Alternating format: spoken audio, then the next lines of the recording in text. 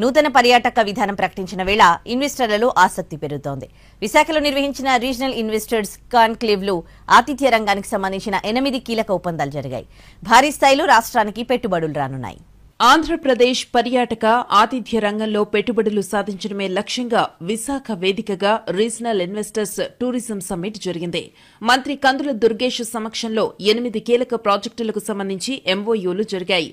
Hospitality, adventure sports, cruise రంగాల్లో 1,217 కోట్ల పెట్టుబడులకు సంబంధించిన ఒప్పందాలు జరిగాయి.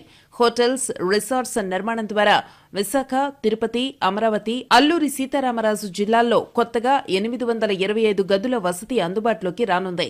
సుమారు 2,500 మందికి ఉపాధి అవకాశాలు లభించే ఛాన్స్ ఉంది. మీకు ఒక్కటే మనం చేస్తున్నాం, సింగిల్ విండో ద్వారా మీకు అనుమతులు ఇప్పించడానికి.